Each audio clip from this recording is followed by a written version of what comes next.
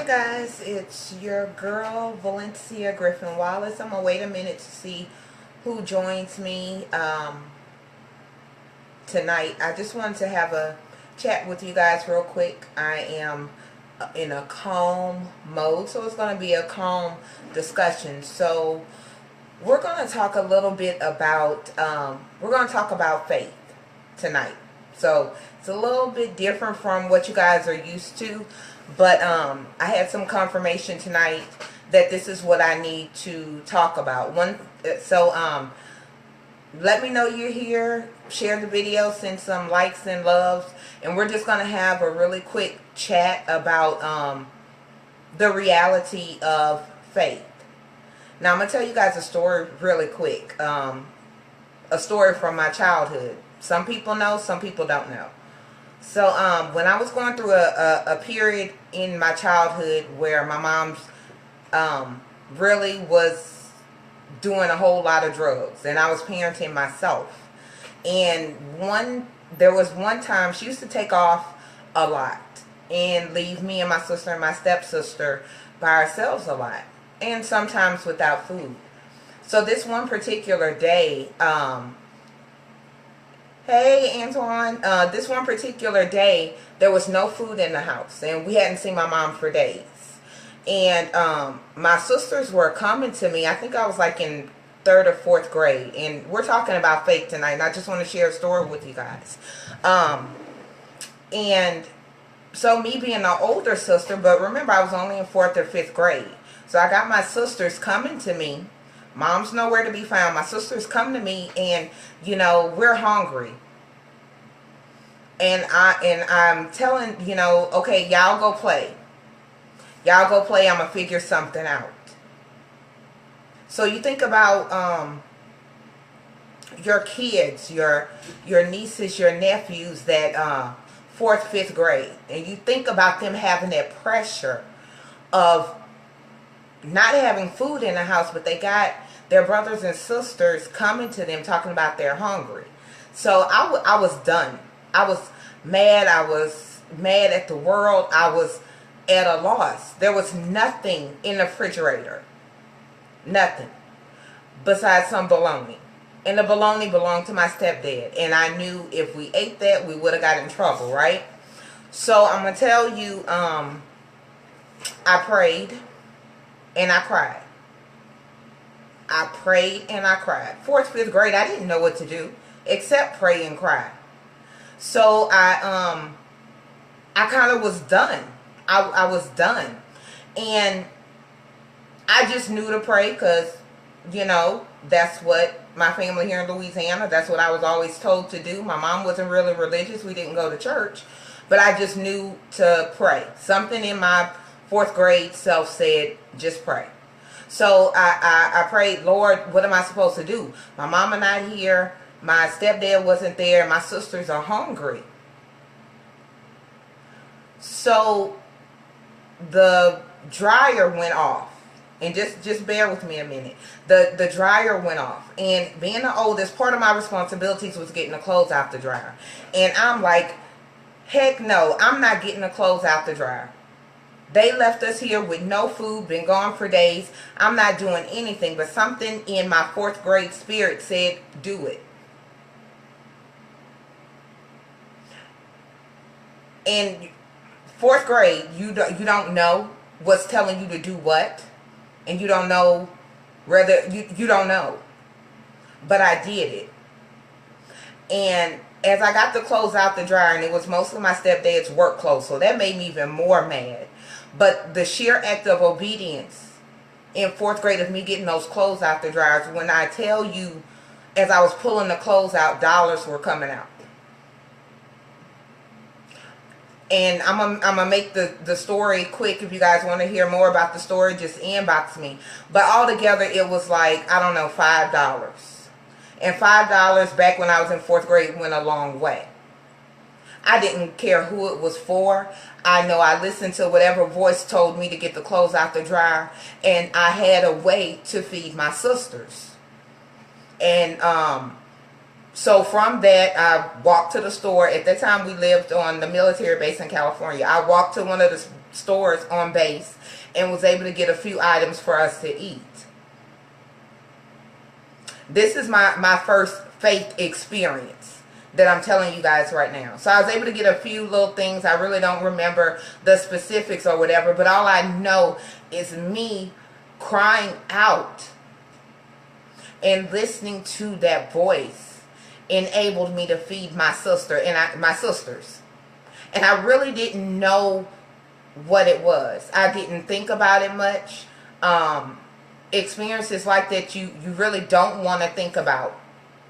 And as you guys get here, send me some likes, love. Let me know you're here. I just want to have like a late night calm mode Valencia faith chat. With the story, when I think later on that day, my mom finally came home and my stepdad finally came back, and we hadn't seen them for days, which wasn't unusual. I was, the big sister / parent in the situation. And nobody asked where the food came from. But they knew we didn't have food in the house. So I tell you that story because I know around this time of year, and sometimes in general, we question our faith. And nobody wants to say that out loud. We say, yes, I have faith. But saying it and feeling it in your heart is two different things. And I know what it's like to feel like, Lord, what else can I do? I feel empty. I feel like I'm doing things in vain. I feel like you put this purpose and this passion in my heart, and it's not going anywhere. It's not going anywhere. And in my own life, had I not learned a few things to help me keep the faith, I don't know where I would be. So per the inbox I got tonight, I'm just going to tell you guys, hey T. Shane, how my faith works, right? So a while back I said motivation is like a bath. You have to do it every day. So every morning before I leave the house, I take time to say thank you and spend time with God. If I'm breaking up, guys, let me know. And I have to do that. I have to do that. It doesn't matter how busy I am, because I've done it before. I've left the house without taking my morning to have me and God time. And my whole day was upside down. So that's the first thing that I do. I take time in the morning. I study and I pray. And depending if I'm feeling really kind of heavy, because sometimes we wake up with a whole lot on our mind, I'll put on some T.D. Jakes or Joel Osteen or something like that instead of music to constantly feed my brain. Because what you have to realize in life, the negative voices that you hear, negative people, negative things, it seems really loud. So you have to combat that with something. You have to go on warrior mode. You're fighting for your life and for your sanity. You're fighting for that. You're fighting for your faith. So that's the first thing I do. That's the first thing I do. Every morning, I take time to say thank you and release whatever it is and whatever I need to, and study my word. And I suggest you guys find some daily devotional you could follow. I love the Bible app I have on my phone where you could pick plans. I have to feed my spirit daily. Faith is like a bath. I know it says motivation is like a bath, but I'm going to tell you, faith is like a bath. In order for it to work, in order for you to strengthen it, you have to do it daily. So that's the first thing I do. The second thing I do, because a lot of times we feel like God doesn't hear us, right? We feel like the ignored child, like we might have did something wrong. I'm not telling you what I read. I'm telling you feelings that I felt.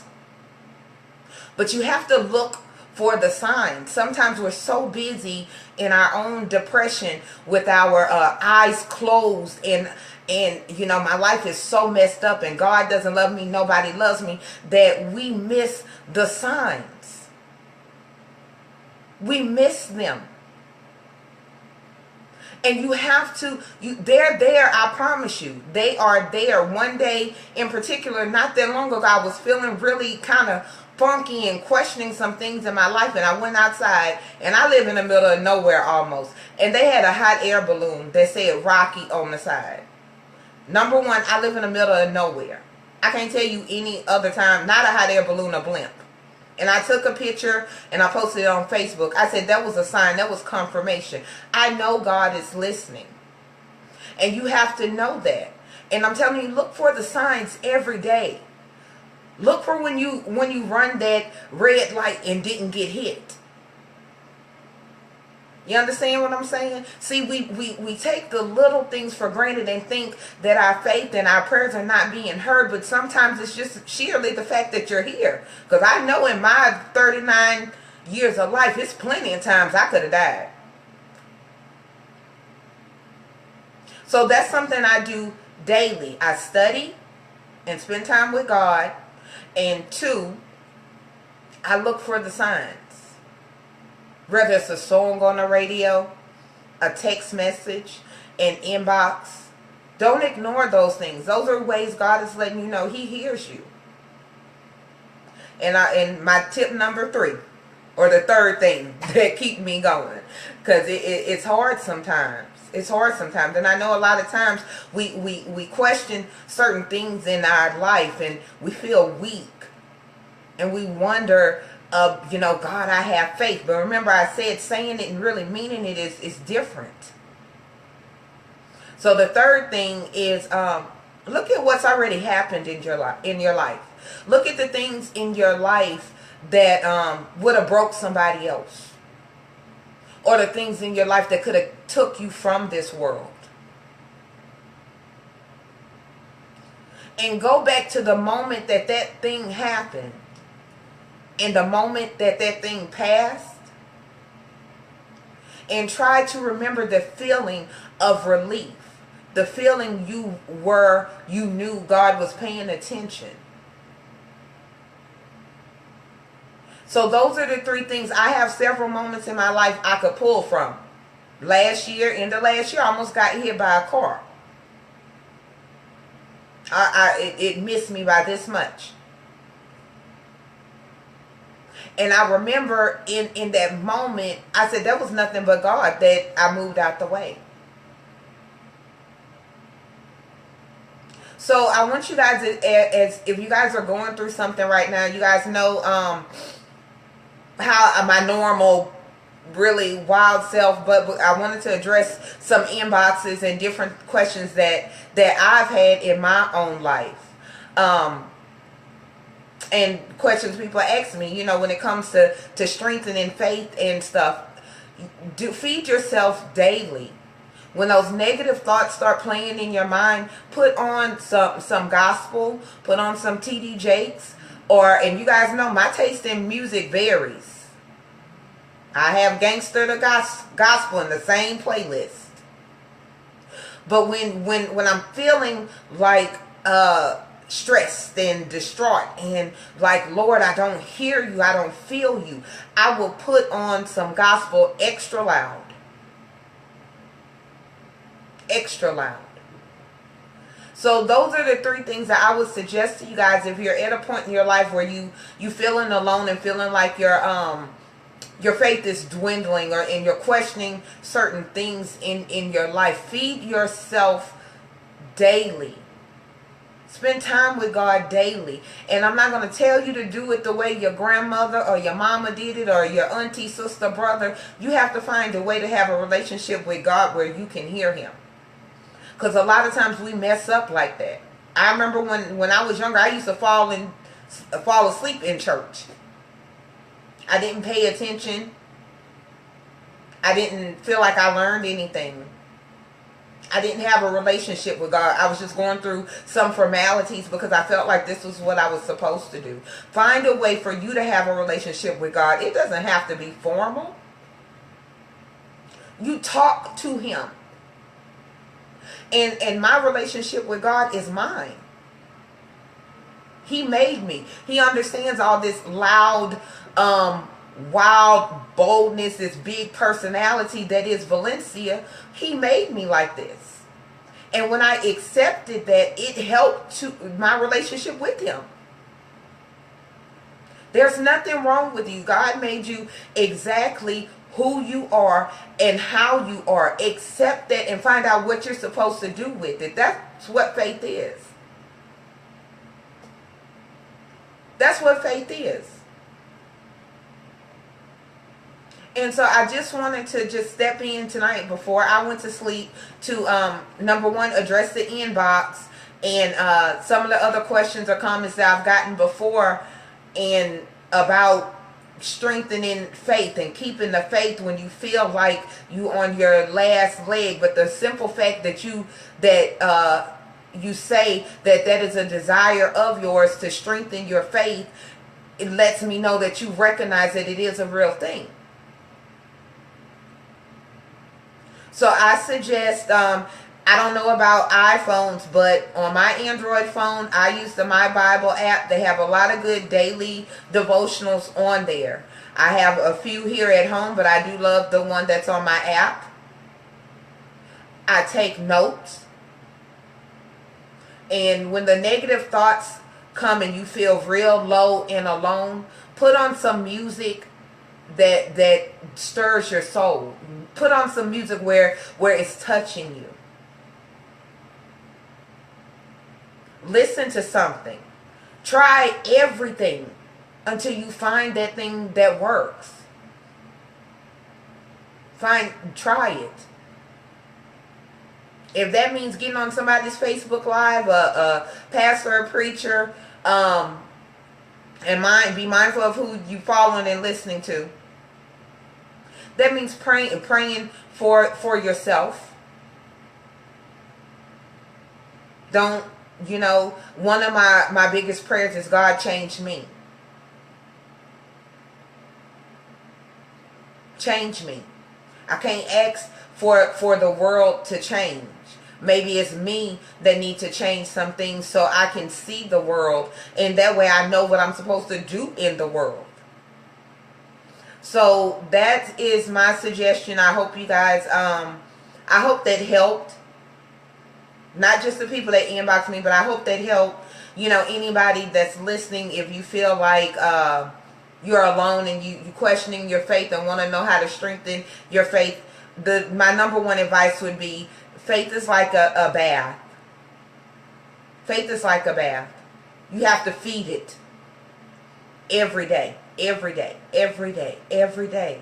And then the battle gets a whole lot easier. The battle gets a whole lot easier because you're armed. You're armed with the correct weapons. And y'all know I'm a warrior. I'm all about the fight, the lion mindset. I am very much bold like a lion. You understand what I'm saying? So I have to arm myself with faith and knowing that I'm doing what I'm supposed to do. I have to arm myself before I go out into this world. So that's all I wanted to say, guys. Peace and love. Y'all have a great night. I hope y'all enjoyed the video. If you have any questions, you guys can always inbox me and I will do my best to address them. I'm only going to tell you from my experience. I'm not a preacher or a pastor or even a deaconess or usher board or anything else. I only could tell you from my experience in life with my relationship with God and dealing with my own faith. So with that being said, guys, peace and love. Y'all have a great night, and I hope this helped. You can inbox me at any time. And with that being said, good night.